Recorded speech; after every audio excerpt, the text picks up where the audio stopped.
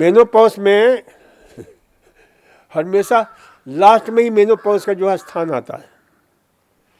माताएं सुन लो, 2 हार्मोन्स का बहुत बड़ा रोल है, एस्ट्रोजन और प्रोजेस्टेरॉन। तो इनका जो है ना अस्त व्यस्त हो जाता है। इसलिए क्या करते हैं डॉक्टर लोग, जो इनकी, क्योंकि इसमें बहुत सारे लक्षण ऐसे आते हैं कि व्यर्थ के सपने आने शुरू हो जाते हैं। कभी शरीर में हॉट फ्लैशेस चलता है, गर्मी गर्मी महसूस होती है, कभी बहुत ठंडी भी महसूस होने लग जाती है। शरीर और मन दोनों ही सेंसिटिव हो जाता है इस हार्मोन के कारण। यानी थोड़ी सी बात कुछ कह दे तो आदमी जो है ना, वो महिला बिल्कुल उसको दिल को ऐसा लगता है जैसे कोई चोट कर दिया हो भयंकर। सहन क्षमता कमजोर हो जाती है, डिप्रेशन होने लग जाता है। जब तक माहवारी चलती है, परमात्मा ने माहवारी के रूप में परमात्मा ने महिलाओं को दिव्य वरदान दिया हुआ है।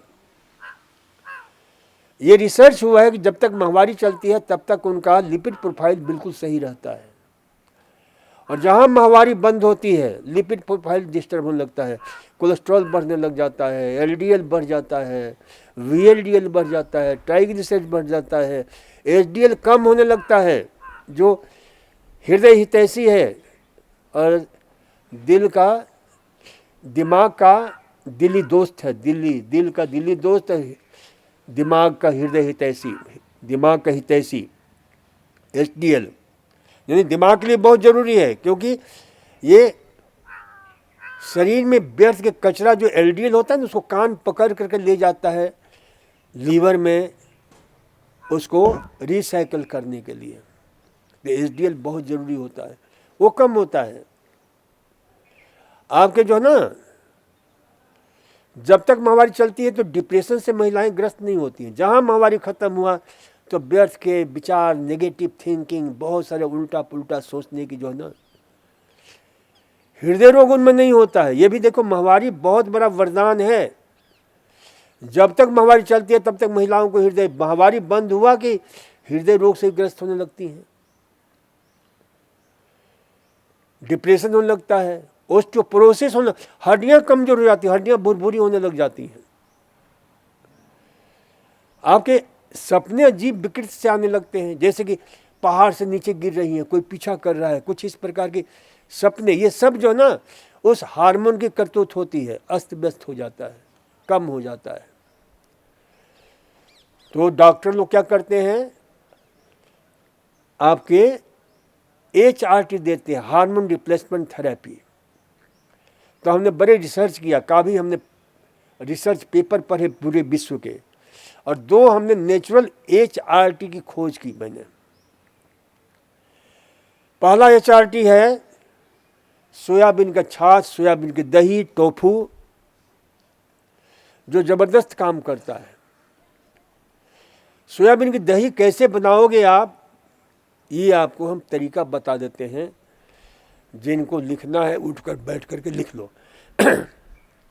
ताकि आपको ध्यान में रहेगा। और बड़ा सरल तरीका है कि सोयाबीन को 100 ग्राम सोयाबीन लो, रात को भिगो दो और सुबह उसको थोड़ा सा मसल करके उसके ऊपर के छिलके को हटा दो। नहीं हटे तो भी कोई दिक्कत नहीं है। फिर उसको ले करके, जैसे गिली दाल पीसते हैं तो गिली दाल पीसने वाली मशीन होगी या मिक्सी में खूब बारीक पीस लो। अच्छा, रात को थोड़ा गुनगुने पानी में भिगोना ताकि अच्छी तरह से भीग जाए। वो पीस दिया। अब उसमें करीब 1300 मिलीलीटर यानी 1.25 लीटर जो है ना पानी उसमें डाल दो, और फिर मोटे कपड़े से उसको छान दो। तो उसका खोआ अलग हो जाएगा और उसका दूध अलग हो जाएगा। अब उस दूध को गर्म करो, और दूध को गर्म करते समय उसको चलाते रहना अच्छी तरह से, खूब अच्छी तरह से चलाते रहना। तो कम से कम 200 मिलीलीटर यानी 1 पाव पानी जल जाना चाहिए, इतना गर्म करो। क्योंकि उसमें एक तत्व होता है प्रोटीएस इनहिबिटर्स जो पेट में गैस एसिडिटी पैदा करता है, तो गर्म करने से, उबालने से वो तत्व नष्ट हो जाता है। फिर उसको जो है ना गर्म हो जाए, गर्म से थोड़ा ठंडा हो जाए, तो दही तो सब जमाने जानते हैं ना, दही कैसे जमाया जाता है। तो उसमें दही का लेकर जामन डाल देना, तो बहुत शानदार दही जमता है, इतना बढ़िया दही जमता है। अब उसको 1 दिन रखो, 2 दिन रखो, 3 दिन रखो, 4 दिन रखो, जैसे जैसे रखोगे ना उसमें सोया एसिडोफिलस बैक्टीरिया जो है ना बढ़ता चला जाता है, बहुत उपयोगी होता है वो। और उसमें जो है 2 हार्मोन्स होते हैं जिनको डाइट्रिन और जेनेस्टिन बोलते हैं, जो एस्ट्रोजन और प्रोजेस्टेरोन हार्मोन का काम करता है, और हृदय रोग भी नहीं होने देता है, ब्लड प्रेशर भी नहीं होने देता है। बहुत शानदार ये प्रयोग है। और वैसे सोयाबीन के कम से कम सैकड़ों प्रकार के व्यंजन बन सकते हैं। मेरी एक पुस्तक है, diabetes is not incurable, English में है मधुमेह ला इलाज नहीं है, हिंदी में। उसमें हमने सोयाबीन के 30-35 तरीके दिए हैं कि क्या क्या बना सकते हो। तो वो जो है ना आपको यहाँ मिल जाता है पुस्तक मेरी, तो उसका प्रयोग कर सकते हो। तो ये प्रयोग करो। दूसरा जो है एक और इसके लिए, वह है अलसी। तो अलसी का पाउडर रोज 20-25 ग्राम, लेकिन एक बार पाउडर बनाओ तो 3 दिन 4 दिन से ज़्यादा कम मत लेना, नहीं तो वो रैन एसिडिटी उसमें पैदा होने लग जाता है।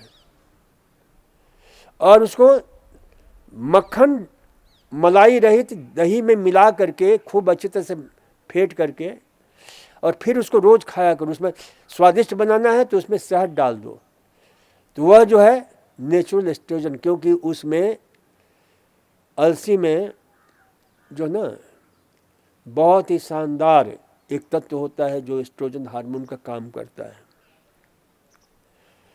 तो इसलिए जो है इसे ध्यान रखो, जिसको बोलते हैं लिग्निन्स।